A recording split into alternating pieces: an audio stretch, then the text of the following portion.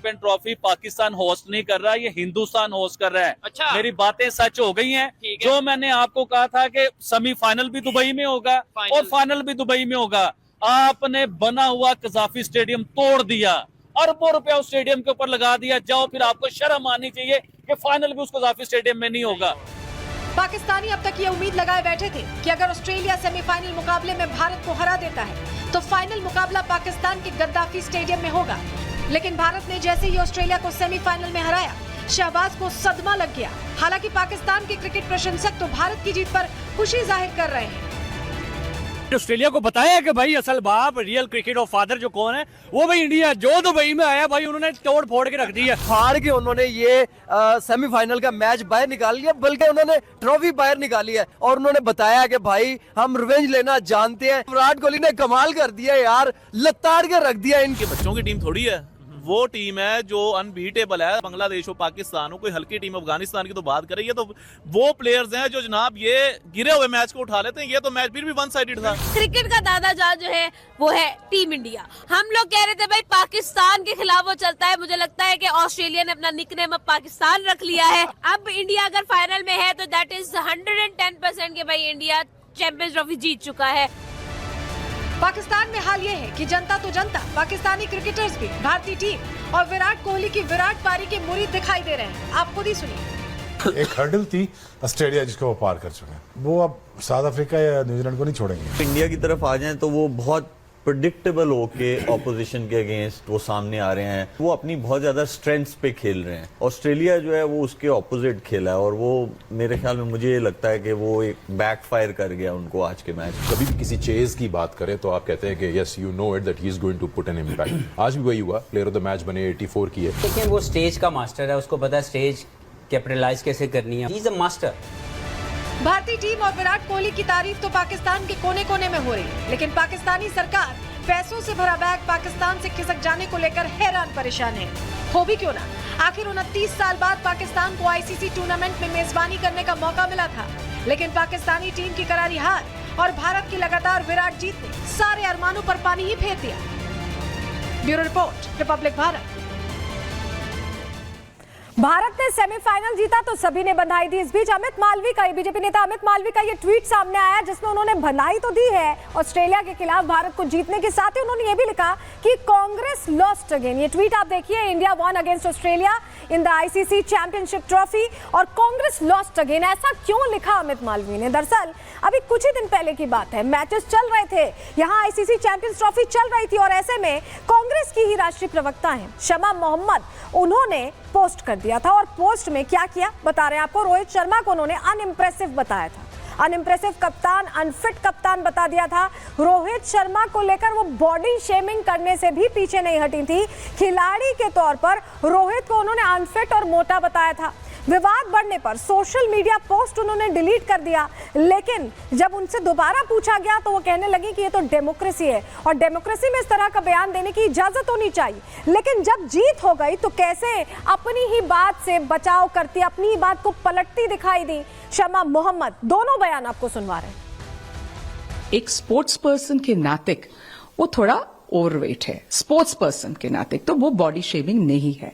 और मैंने कहा कि वो एक अनइम्प्रेसिव कैप्टन है क्योंकि मैंने उसको कंपेयर किया था राहुल द्रविड़ से, सचिन तेंदुलकर, सौरव गांगुली, विराट कोहली और महेंद्र सिंह धोनी, कपिल देव, और उसमें तो मुझे अच्छा नहीं लगा। I am very very happy today that India has one the semifinals against Australia under the captaincy of Rohit Sharma. वहीं विनोद बंसल ये कह रहे हैं कि वीएचपी यहाँ साफ साफ तौर पर कांग्रेस को निशाने पर लेते हुए कह रही है कि कांग्रेस को आदत सी है अपमान करने वाली सियासत करने की। सुनिए जरा। खुशी के वातावरण में अगर कोई मायूस है तो तीन है, एक पाकिस्तान, एक ऑस्ट्रेलिया और तीसरी कांग्रेस, जिसने हमारे महान कैप्टन के ऊपर जो अभद्र टिप्पणियां की, जो बेहुदा बयान दिए, उससे लगता है जैसे कि अगर उसके बयान से पाकिस्तान ने ताली नहीं बजाई तो फिर बयान बेकार है। हमने संकल्प किया था कि आतंकी पाकिस्तान की नापाक धरा पर न हम मैच खेलेंगे और न ही फाइनल खेलने देंगे किसी को, और संकल्प को हमने पूरा करके दिखा दिया। चलिए, कुल मिलाकर ऐसा लगता है कि पाकिस्तान के इस वक्त तो देखिए लुटिया डूब गई है, उनके पास पैसे भी नहीं आए, मैच भी वो हारते गए और अब तो भारत फाइनल्स तक पहुंच गई और जीत हमारी पक्की दिखाई दे रही है। इस खबर पर हमारी नजर रहेगी, कैसे जीत होगी उस दिन आपको प्रहार में बताएंगे। लेकिन आगे बढ़ रहे हैं, अगली खबर का रुख कर रहे हैं और अब बात करने जा रहे हैं कांग्रेस की नवाब परस्ती।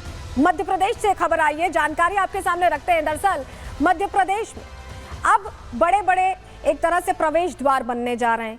उत्तर प्रदेश में आपने देखा था कि जो विकास पुरुष हैं, जो महापुरुष हैं, उनकी पहचान को यूथ से जोड़ने के लिए फैसले लिए गए और मध्य प्रदेश सरकार भी उसी तर्ज पर आगे बढ़ती दिखाई दे रही है। लेकिन जैसे ही ये फैसला लिया गया, कांग्रेस के कुछ नेता हैं, उन्हें दिक्कत होने लगी, उन्हें परेशानी होने लगी और वो कहने लगे कि नवाबों का नाम होना चाहिए, विकास पुरुषों का नहीं। हुआ क्या है, चलिए पूरी खबर आपको बताते हैं। दरअसल मध्य प्रदेश में बड़ा फैसला लिया गया है और इस फैसले के तहत बड़ा ऐलान कर दिया गया। जैसे ही ऐलान हुआ, कुछ नेताओं के पेट में दर्द होने लगा। खबर क्या है, क्या फैसला लिया है मध्य प्रदेश की मोहन सरकार ने, आपको सबसे पहले बता देते हैं। भोपाल के एंट्री पॉइंट्स पर अब प्रवेश द्वार बनने जा रहे हैं, गेट्स बनने जा रहे हैं और महापुरुषों के नाम पर ये गेट बनेंगे। उनके योगदान को याद करते हुए उसे सम्मान दिया जा रहा है। मोहन सरकार ने यह बड़ा ऐलान किया और भोपाल का इतिहास एक तरह से इसे सजोने की कोशिश माना जा रहा है।